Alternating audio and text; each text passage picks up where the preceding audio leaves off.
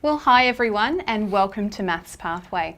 I want to begin today's webinar by acknowledging the Wurundjeri people who are the traditional custodians of this land. I also pay my respect to the elders past and present of the Kulin Nation, and I extend that respect to any Indigenous Australians joining us today. Well, my name is Em.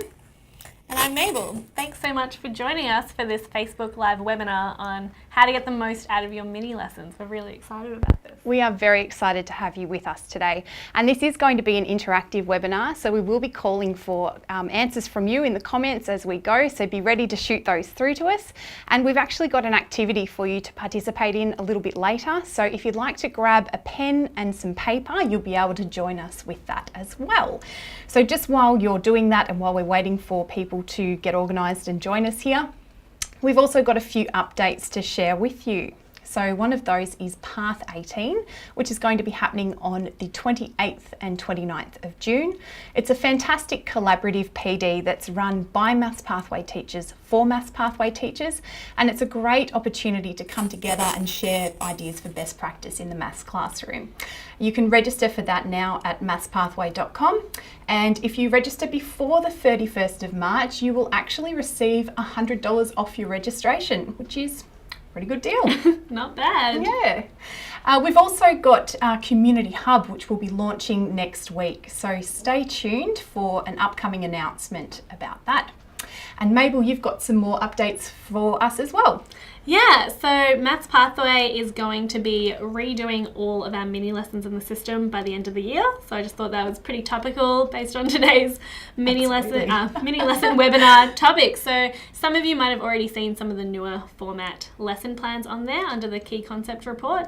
And yeah, we're just really excited to let you know that all of our key concept activities will be upgraded to that newer mini lesson format by the end of the year. So we'll be sharing a list of those with you later.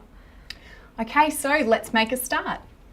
My name is Em, and I'm a former secondary teacher, and I work here at Maths Pathway as a school consultant. So I work with teachers and schools to help them really implement the Maths Pathway learning and teaching model effectively. And I'm Mabel, so I'm one of the learning specialists here at Maths Pathway. So I work in the learning team and help to develop the learning and teaching model that you're using, as well as the materials that you and your students use, including those mini lessons. Fantastic. And just to give you a bit of an idea of what we will be covering today, we're going to start by taking you through what mini lessons actually are and how they fit into the Maths Pathway learning and teaching model. We're also going to share a framework with you that you can use to actually develop and deliver your own mini lessons in the classroom. And finally, we'll go through some of the logistics that are involved in actually running mini lessons yourselves in a real classroom application. So yeah, we'll be running through an example of one of those, well, a short abbreviated example of a mini lesson shortly. So again, if you can grab some pen and paper nearby. And just before we get into that, I just want to talk a little bit about what a mini lesson actually is, particularly within the Maths Pathway learning and teaching model.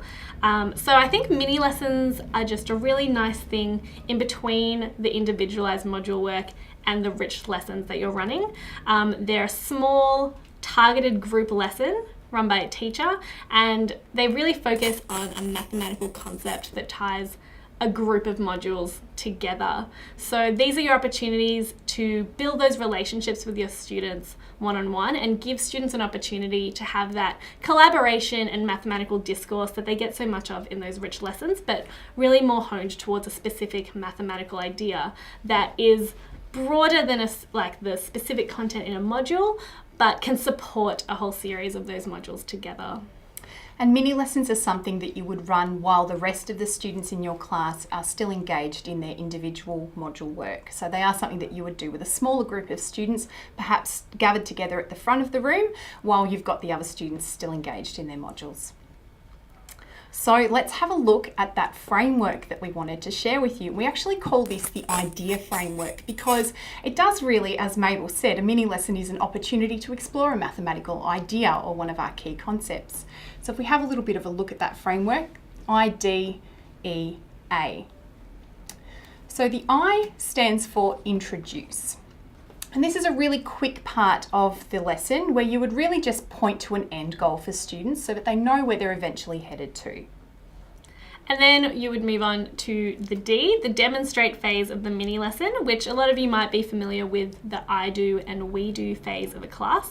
So this is where you have an opportunity to demonstrate what the mini lesson is about, go over some of those bigger key ideas, the bigger concept around what you'll be exploring, and really demonstrate to students what it's going to be about. This would also be where students can join into the discussion and really ask some of those hard-hitting questions, and you can just have a lot of that group discussion going around the mathematical concept before you move on to the next phase.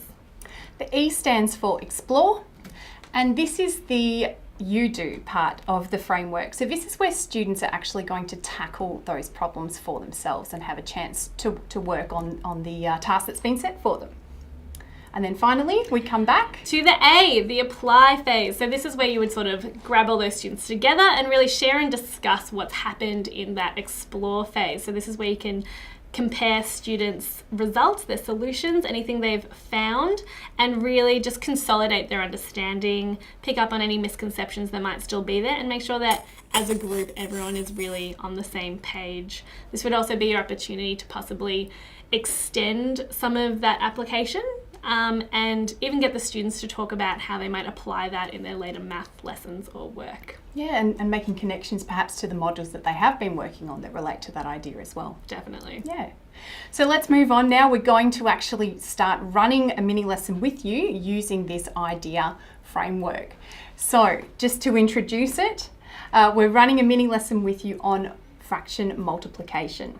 So we're going to be using a visual representation of a rectangle to actually look at how we can multiply fractions together. So once again, that introduce phase is designed to be really, really brief. We want it to just touch on where the lesson is heading, and we want to be able to move fairly quickly into the next phase, which is going to be the demonstration. Now, I'm going to ask you guys to be my students as we participate in this lesson together. So Mabel's also going to be a student, but I'd love for you to please contribute your ideas into the comments as we go along, because we certainly will be interested in hearing your answers as well. So I'm going to use this diagram here in front of me while I demonstrate this task, and in the class you might use the whiteboard, or you might actually use a mini whiteboard with a smaller group of students. Or another good tip is to actually use a display folder with a piece of paper inside it, and that sort of serves as a makeshift whiteboard as well, which can be quite a fun thing to do. Each student can have their own. So we're going to start, thank you very much. We're going to start by finding half of a third. So feel free to jump in on the comments if you have an idea of what steps you might be about to go through. We'll keep an eye to see what you have to say. That's right. And this is the I do part of the demonstration. So as the teacher, I'm going to really explicitly step out every step that's involved here. So the first thing I'm going to do is I'm going to divide this shape into thirds, because I'm interested in finding half of a third. So thank you very much. Very helpful student I have here.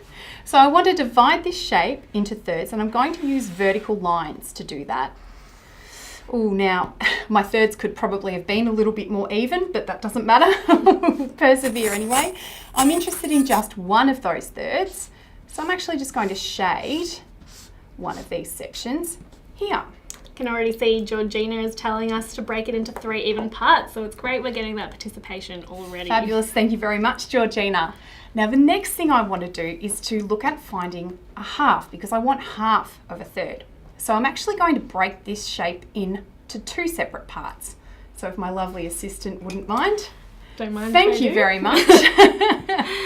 So I'm going to use this time a horizontal line to separate this shape into 2 even parts. So there we go.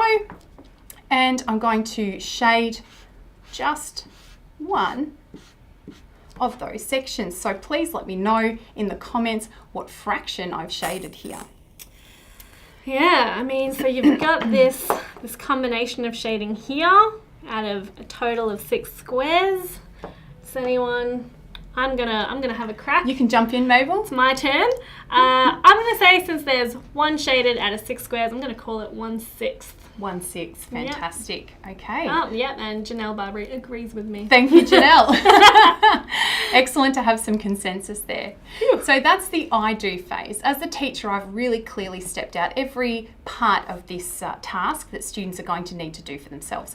We're going to move on to the next part of the demonstration, which is the we do phase. So I'm going to actually demonstrate this task once again, but this time I would like the students to feed me through those steps. So I'm actually not going to say what any of them are. I'm going to make sure that I'm checking for student understanding to make sure that they can actually feed them back to me. So can you please, now's the time to start feeding those through in the comments, and we're going to have a look at a new problem this time, so it would help if you knew what that problem was, wouldn't it?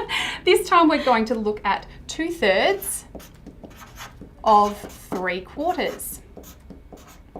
Okay, so remember, we want one step at a time. So Mabel, you're going to let me know what we've got coming through there. Yeah, I'll see if I can sort of get a vibe from any of our other students. I think that you want it of 3/4, so you should split it into 4 pieces first. Right, split it into 4 pieces. Now remember, as a teacher, this is your chance to check for understanding and also make sure that the explicit steps are really clearly understood by students. So it's not just splitting it into 4 pieces, we want 4 even pieces, and we want to make sure that we're using vertical lines the first time as well. So I'm going to do that.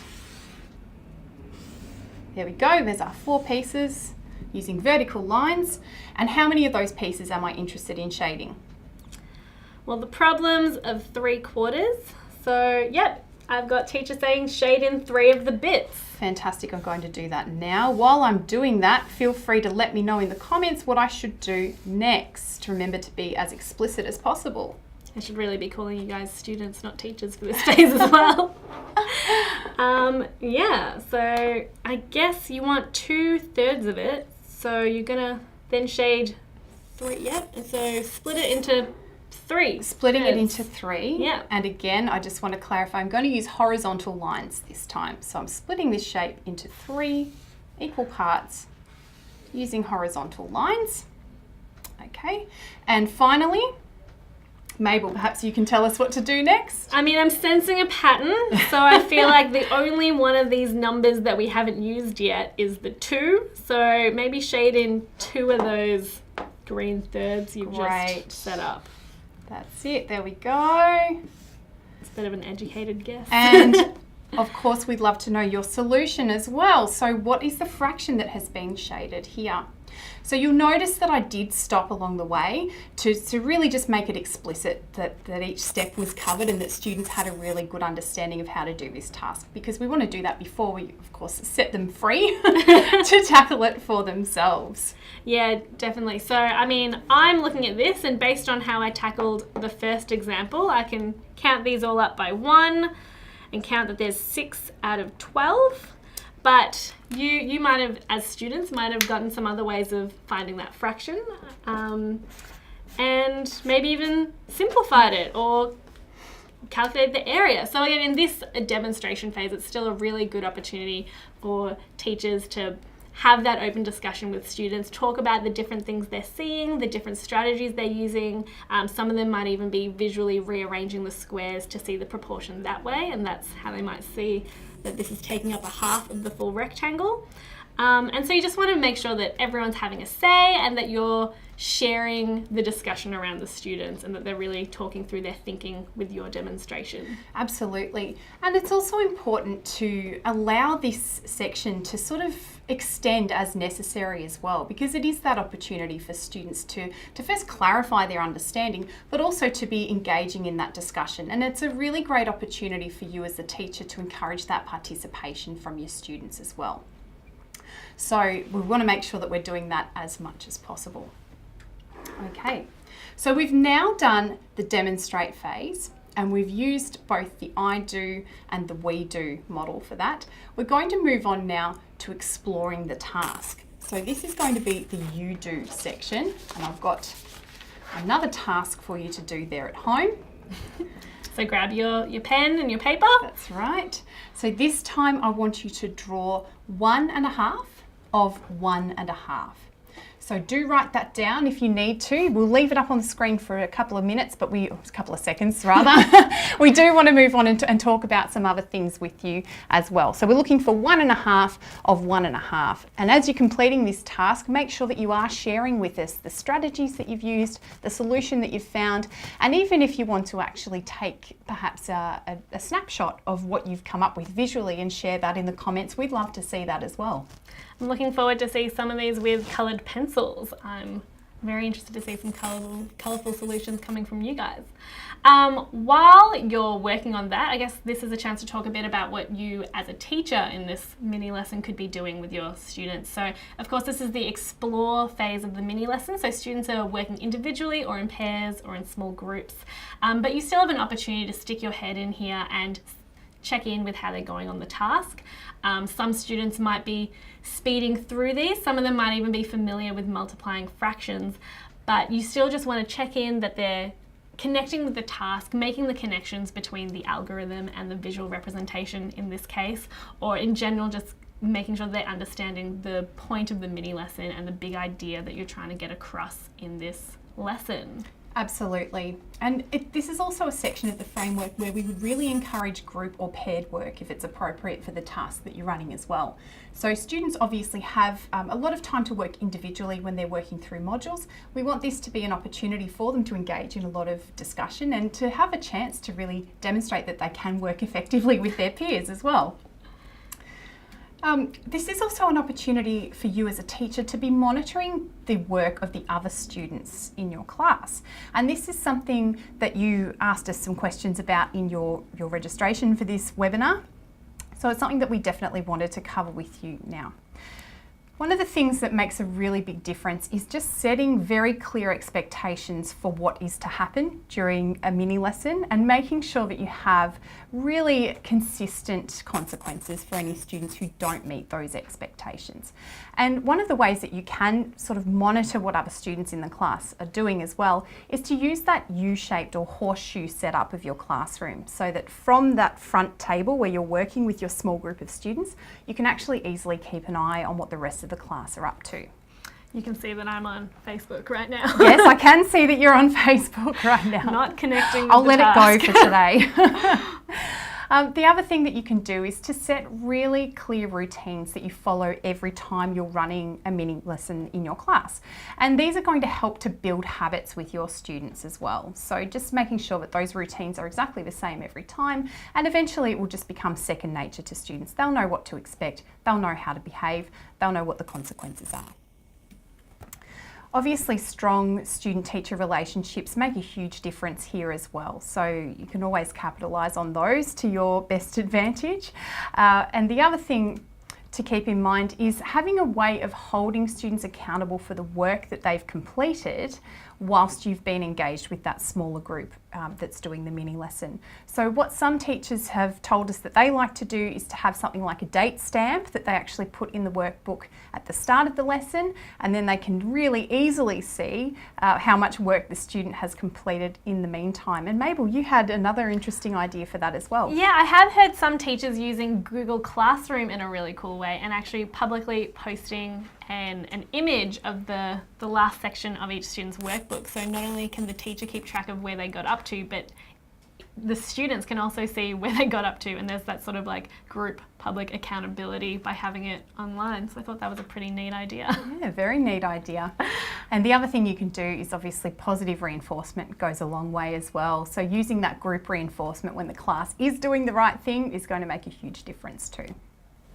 So guys, we are going to cut this a little shorter than you would in a normal class setting because we're really keen to hear from you and hear what your solutions are. So if you haven't already, make sure you shoot those through to us in the comments. And we're going to move on to the apply section of our framework now. So this is where we're coming back together to share our solutions and discuss that a bit more. That's right. Speaking of sharing solutions, I have a solution I prepared earlier. Fantastic. As the diligent student that I am. So this is my attempt at visually representing this multiplication. And again, so this would be the part where you can draw on students' different solutions to the questions and really compare how different visualizations might be just as accurate, but you would also maybe capture some misconceptions here and bring the group together to just make sure that they're all on the same page. Absolutely, and it's important. An important thing to note about addressing misconceptions as well is often if you give students a chance to justify their answer, then they can quite often come to that realization for themselves that they've perhaps misunderstood something or they've made a little bit of a mistake, and that can be a really nice moment of clarity for students as well, instead of sort of having the teacher have to point that out. Yeah, it's another real benefit of the mini lessons and that collaborative group discussion. The group discussion can be a really powerful tool, like you said, to explain their own reasoning and just have the students themselves get to addressing that misconception without teacher intervention necessarily. That's right. And of course, as Mabel mentioned earlier, this is also an important opportunity to actually talk about applying this understanding to other areas as well. So, you know, you might look at extending this particular task a little further by maybe applying it to money, for example. Yeah, and I mean, this particular problem that you've all been working on at the moment is really the last of the tasks in this mini lesson. So it's a really good chance to try and extend this to how this does work differently with mixed numbers, or how you might get different answers. So I got 2 1/4 in this case, but some of you might have represented that a different way. Yeah, and I mean, not only talking about the extension of the task itself, but really talking about what they might take away from this lesson and how they might use that in their later lessons with their modules or just in general. So maybe how they might try and apply this visualization when tackling future fraction problems. Yeah. So just to recap that framework for you guys, it was IDEA for idea. So the I was introduce, and that's your really short, sharp introduction to the task where you're just really pointing students towards the eventual end goal of the lesson. And you want to move fairly quickly into the D, which is for demonstrate. So the demonstrate is the real, where you're going to have a chance to do the I do and the we do phases. So you can make sure that you're checking for student understanding, and you're also giving students a chance to actually engage in discussion as well. And an important chance as a teacher to really encourage participation from every single student that's within that mini lesson.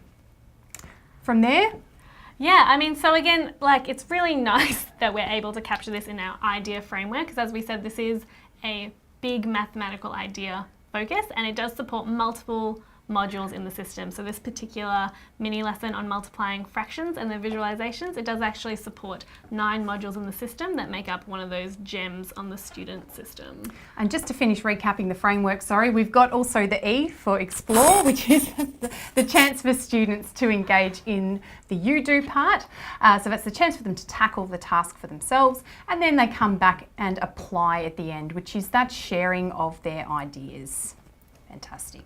All right, so we also had some questions from you about the logistics of running mini lessons. And as Mabel has touched on already, these mini lessons are designed to cover a key concept or a bigger idea in maths that could be related to quite a number of modules. So there were some questions around, how do I make sure that my mini lesson is going to cater to a group of students who are all working on different things at the same time? Yeah, which is a really good question, because it can definitely be hard to, I mean, it's quite rare that many of your students will be working on exactly the same module, but less rare that they'll be working on either the same gem or be ready to work on the same gem. So I guess we'll just quickly show you in the system how you might go about grouping these students. So you might be familiar with the reports page. So on the sidebar, if you go to reports, and then you go to the group by key concept section, that will bring you to a page where you have a list of the key concepts on one side, and then in the middle you'll have which students are currently working on or have recently completed a module in those key concepts. So as you can see, this is possibly not a super classic case, but it might be in your case where there's not a lot of students in those key concepts. So it's quite hard to build a group around that. But a nice tip is to look at that extra filtering function at the top left and just add in that last checkbox, which will add in any students that are also ready to tackle modules in that key concept. So those are all the students that have completed all the prerequisite knowledge for those key concepts. So you check that and you apply, and as you can see, there's a lot more students in those lists now. So it'll be a lot easier to build a group around them of, you know, maybe 4 to 6 or 8 students is a nice mini lesson size. That's right. And you can see there that this list that we've got now has 20 students, which is obviously far too large for your mini lesson, but it's important to note you don't need to use all of those students in the same mini lesson at the same time. So you could grab 6 of those students for one lesson, and then you could come back to that list and take, you know, another group of those students to work on the same mini lesson at a different time as well. Yeah, and so you might want to group certain students together that you know work really well together, or definitely not group students together that you know don't work really well together. So whilst you're on that page, you can just use that Control F function to search the page for either a student name if you're looking for particular students, for instance, Harrison here, or you could search for a key concept name if you're looking to build a group around a mini lesson that you already have planned on that key concept. So you can just Control F and search the page for those, either the student or the key concept. That's right. And we also had some questions from you around actually tracking which students have done mini lessons at particular times. So we're not wanting to double up on that, or also wanting to sort of look at how we can schedule those as well. So Mabel has put together a very nifty tool that should help you with that. Yeah, I mean, so I've done my best to try and make an easy to use spreadsheet that can hopefully help you track which students you've run which mini lessons with, but please share in the comments if you've thought of any better or easier ways of tracking this. But I will just quickly walk you through this one spreadsheet, which we will make available for you in the comments as a resource. So with this spreadsheet, I just have the list of all of our key concepts on the left-hand side, and along the top you can just fill in your own student names for your class. So I might even just go ahead and add Em and myself as students. Oh, good. And then if we're running a task, so let's say that I ran the 3D shapes mini lesson with us, let's say it was last week sometime, let's say it was just the 1st of March, I can just put that date under the student names and in the row of that mini lesson that I run.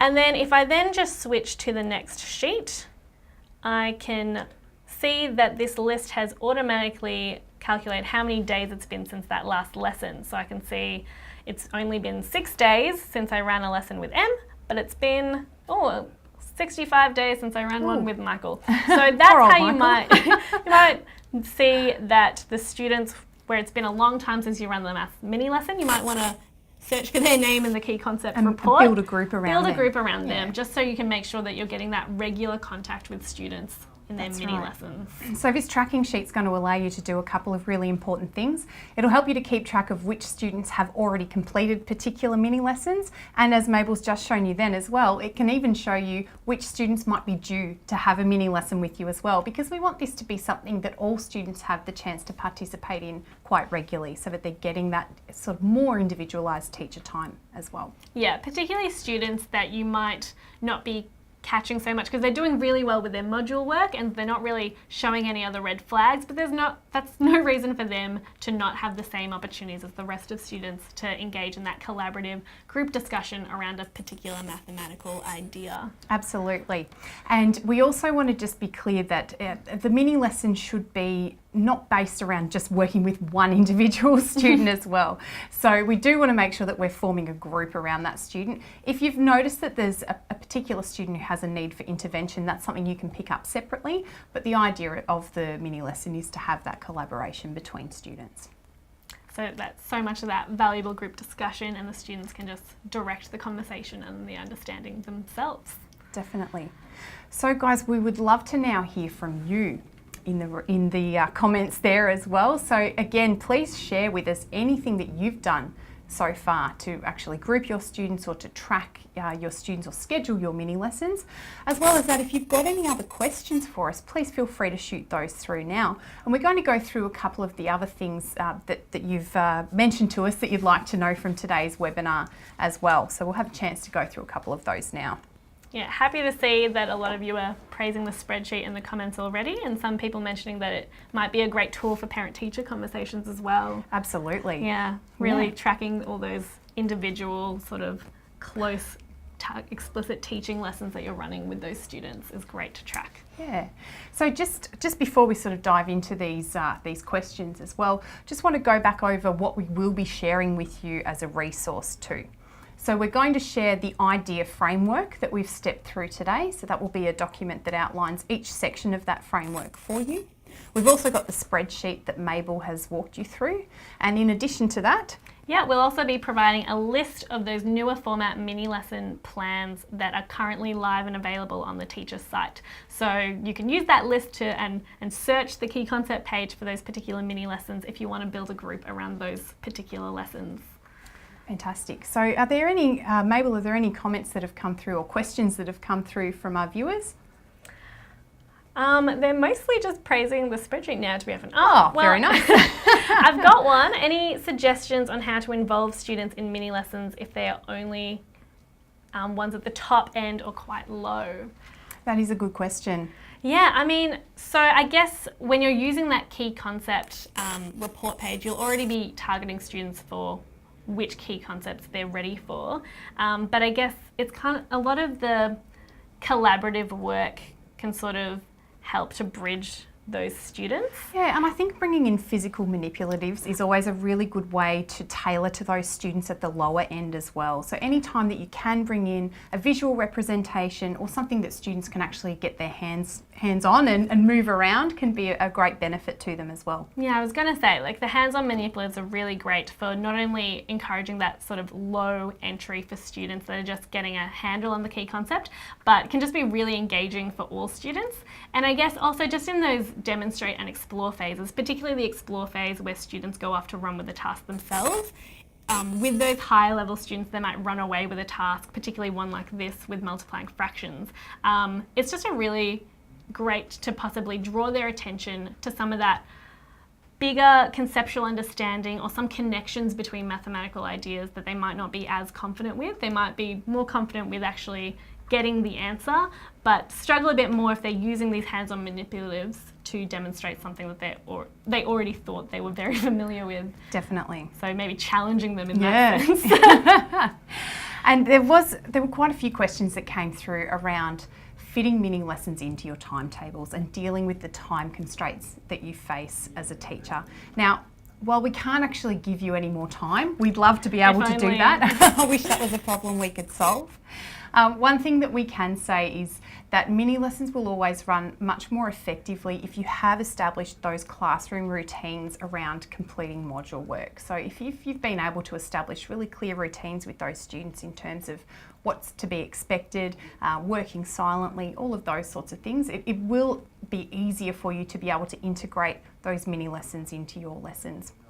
And as well as that, if you feel like you're potentially getting started with a mini lesson a little later than you wanted to, it's still definitely worth getting started, isn't it, Mabel, even if you don't finish it? Definitely. I mean, again, you might plan that you're going to run one a particular lesson, but it takes you a little longer to get everyone settled, and then you've only got 10-15 minutes to go. I would still absolutely get started, and if it runs over, just pick it up the next lesson, because you just want to be exposing students to that mini lesson time as much as you can. Yeah, and essentially you're just giving students more think time. You know, you're leaving them with, leaving them with that problem for a little bit longer to have a think about and come back to later. Another great chance for you to check for understanding as well. Yeah, I will just clarify for this question that's come through from Derek about where to find the lesson plan. So if you look back on this video after it's up on where we're showing that group by key concept report, the view matching activity button for each key concept is where you would find the lesson plan.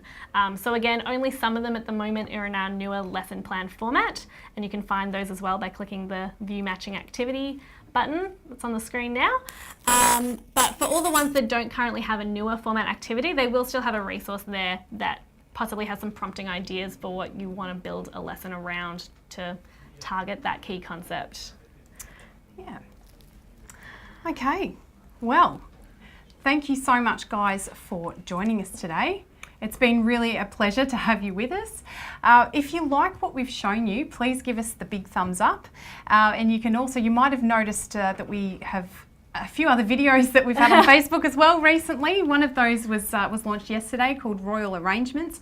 If you head over to our YouTube channel, you'll actually find an extended teacher version of that video, and in fact a whole playlist of really engaging hooks that you can use with your students in your classes too. Yeah, Tom's made some great ones. He has. So I encourage you to head over there, have a look and subscribe so that you don't miss out on any future updates. I will just want to fit in one last question, which I see has come through the comments from Bernadette, talking about after you've done a relevant mini lesson, whether you would encourage students to go on to those relevant modules or not. And I'd say still in general, it's great to have students direct their learning. So I mean, some of them might, when you're bringing them together into that application phase and they're talking about how they might apply it to their module work, that's a really good opportunity for them to choose to do related modules. But again, you're talking on those connections between ideas, talking about that bigger mathematical idea, and I wouldn't say that it's necessary for students to immediately work on those related modules. You might definitely want to encourage them, and it's a great opportunity for students to maybe tackle some modules in pairs because they've been through that lesson together, but it's by no means necessary to dictate which modules they move on to after the mini lesson. It's sort of up to you and the student to decide that. Great. Yeah. Yeah, so hopefully we've answered a lot about your mini lessons today. And again, as I sort of interrupted Em, definitely check out our YouTube channel, subscribe us there. We're posting a lot of regular content. Let us know about anything else that you might want to see us posting there. Yeah, we love hearing from you guys, and as you may have noticed, we love creating content that you find really useful as well. So just let us know if there's anything else that you feel you'd like us to do. We'd love to hear about it. Yeah. Brilliant. All right, well, I'm Em. And I'm Mabel. And thanks so much for joining us. We'll see you soon. See ya.